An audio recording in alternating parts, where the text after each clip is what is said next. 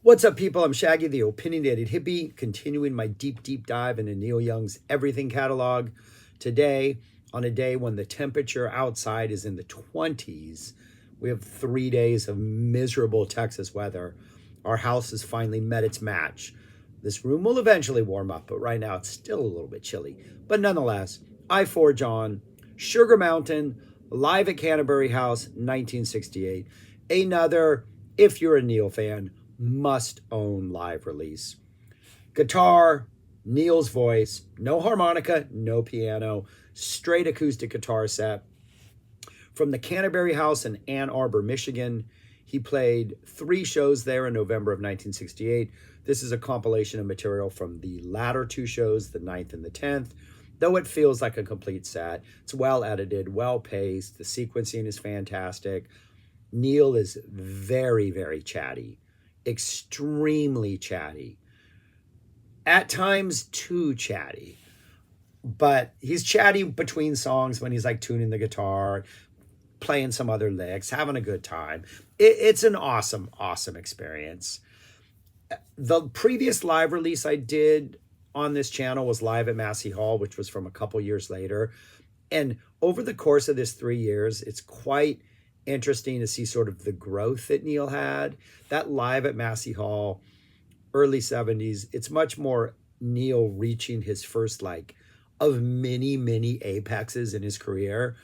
This is an early Neil.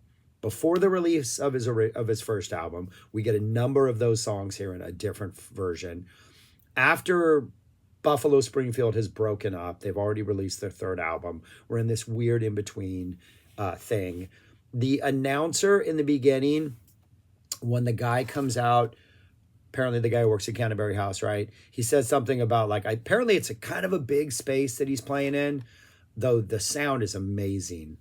There's a point late in the set, you hear no audience noise almost through the entire thing, except between songs when they clap. There's during the end at the Old Laughing Lady, a guy coughs in the back, and it's all of a sudden really loud and disturbing, and you realize just how incredibly quiet this audience has been the entire time. But in the beginning, the MC sort of is surprised that it's packed again. We didn't think we'd be able to fill this place, but once again, this place is filled. So apparently Neil had draw, and Neil was bringing people in. And this is an interesting set list of Buffalo Springfield tracks, some reimagined, unreleased Neil songs, with songs that would not be released for as long as Decade. So we got 2 songs on here that eventually would not be released till Decade, so late 70s. And the version of Sugar Mountain that is on Decade, that KMET Los Angeles Radio played to death in the late 70s. So much so that it was, I swear, there was a time whenever they played Neil Young, it was Sugar Mountain, then another song, then Sugar Mountain, then another song. If you listened over the course of the day, it seemed like Sugar Mountain they played way too much. At least that's my memory. But the version, the Sugar Mountain, is from this performance. One more thing before I go through the actual songs.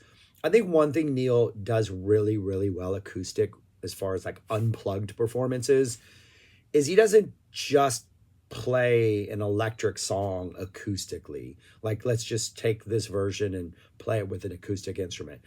It really seems like his acoustic songs and his electric songs, even if they are the exact same songs, even if they're relatively super similar, such as My, Hey, Hey, and Hey, Hey, My, each have a life and a validity of their own, and it's not a pale imitation. His acoustic songs don't just become pale imitations of the electric songs. The electric songs don't just become louder versions of the acoustic songs. They seem to have their own individual life. And that's the case we get Mr. Soul is on here in a much more laid back, chill version that is amazing, that holds its own against that awesome studio track. We get a version of The Loner, much more chill and laid back, that holds its own against the awesome version on the debut album. Neil also complained a lot about his first album. He didn't like the production. He didn't like the stuff that was added, the bells and whistles and all that stuff. Listening to the stuff on here that would eventually be on the debut album, yeah, I get it. I think had Neil just done an acoustic debut album, and not put all the bells and whistles and allow the production to be added, you have a stronger album, because this stuff is amazing. He is such an amazing performer. He's so dynamic. He's so charismatic. There's so many different. He does say at one point he needs to write happier songs, but for the most part, we're not just sad. It's a roller coaster ride in the best way. 23 tracks. A lot of them are him talking, which it's fun. We get the intro, opens up with Buffalo Springfield's On the Way Home. Great 70s soft rock vibe. There's a number of songs. His melodies that he wrote for Buffalo Springfield, I think if you take almost any song he wrote for Buffalo Springfield, give it to a band like America or Orleans or Poco, any of those like 70s soft rock bands, they become smash hits if you just drape them in that soft rock instrumentation. His melodies early on are just magnificent. And On the Way Home is such an amazing song with him singing it. He didn't sing it on the Buffalo Springfield version, right? He didn't sing On the Way Home. No, he didn't sing that. Absolutely amazing.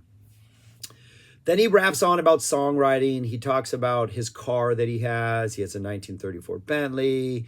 He talks about how it only takes sometimes 5 minutes to write a song. Sometimes it takes hours. This next song that he's going to play, it only took him 5 minutes. So he must be like some kind of radio station where you just find the right channel and the song is given to you from out there. Yeah, he goes on for a while. Then he plays Mr. Soul. And the Mr. Soul, dare I say, is delicate. It's a little laid back, kind of picks up urgency as it goes, but it's a different vibe. It does not come out with that like crazy solo action. We kind of ease into the first verse. It's a great version.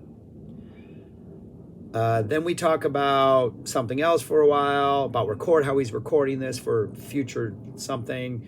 Then we get Expecting to Fly. Absolutely gorgeous song. Beautiful. This version. The studio version with Richie doubling the vocals and having them kind of harmonize together, it's a little more gets you in the gut, a little more, but this is still an absolutely magnificent performance of Expecting to Fly. And all three songs that he's played for so far, the audience might have heard. They're all Buffalo Springfield officially released songs, and they each have an introduction. After Expecting to Fly, the first song we get that does not have an introduction is a full 8.5 minute The Last Trip to Tulsa. So I love the fact that he's doing this show. It's him and a guitar. The first three songs everybody knows. He's warming their people up. He's chatty. Then when he decides to do like an 8-minute acoustic, Dylan inspired, but very Neil Young particular acoustic diatribe, rant, surrealistic lyrics, weird storytelling, all that stuff, he doesn't drop an introduction. He just goes right into it. Fantastic. Amazing. We then get a bookstore rap in which he talks about how he used to work in a bookstore for 2 weeks. He says on the natch at some point. Talks about how he knew somebody who made pills and he would take pills and it'd make him work really fast, and then he would essentially have a hangover and not work for the next couple of days, and he got fired. Interesting rambling thing. He's playing guitar, tuning his guitar and doing licks while he does that. Then we get the loner, kind of like Mr. Soul, kind of ease into the first verse, a lot more laid back, kind of casual strumming, really cool chill vibe. There's some urgency that picks up as the song goes on. Neat alternative version. There's a timeline in which his debut album is him and a guitar, and it's a much more, probably has a bigger impact on his career than maybe it doesn't. Maybe the fact that he wasn't happy with the first one is what is responsible for his career. Who knows? But interesting versions, these soft acoustic versions. Then he talks about he used to play lead guitar, says he used to be in a blues band, rips off some licks. Then he plays Birds, a solo acoustic version of Birds. Better than the Crazy Horse version from early days.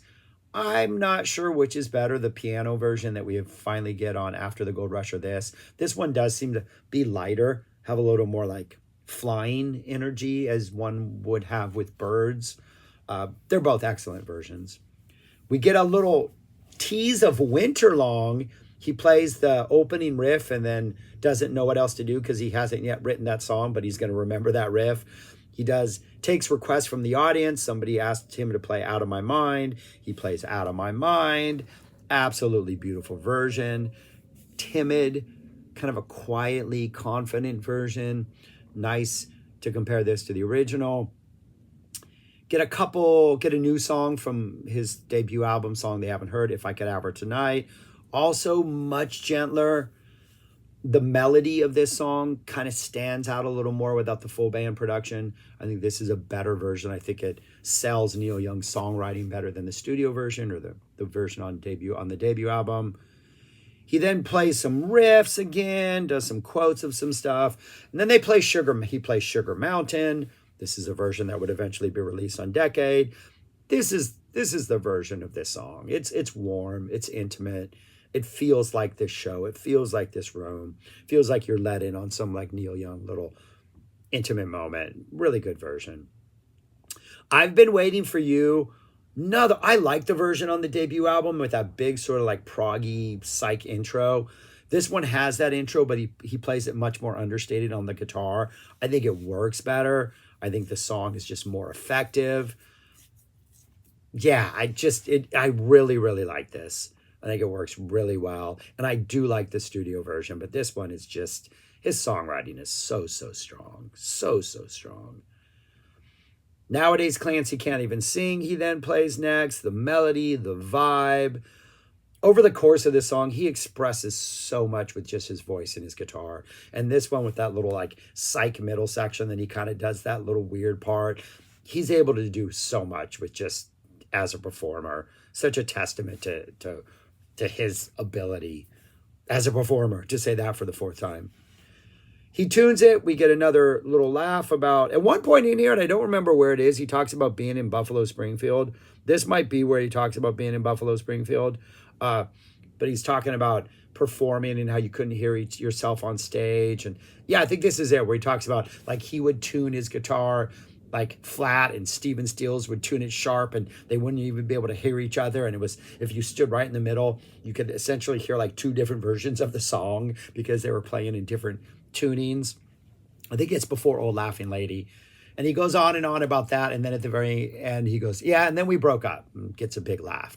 He's got jokes. He's entertaining. But then he does the Old Laughing Lady, which is beautiful. He kind of gets a little jam going with just him and the guitar, kind of jams out and like goes a little bit crazy, bringing out that like sort of guitar hero energy that he would drop on his debut album. So that's pretty neat. And then we close out with Broken Arrow. Pretty much all the sort of actual song parts without the connecting psych indulgent tissues, without the closing jazz jam at the end, the sort of outro. Absolutely fantastic. Another testament to his ability to write melody and songs and his ability as a performer.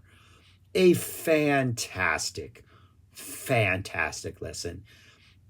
And I think this is a really good thing to pair with Live at Massey Hall, which is another top tier performance, because even though there's a difference of like 2.5, 3 years between the two performances, to get Neil really, really early and get Neil when he's already like reaching an early peak, the contrast is fantastic.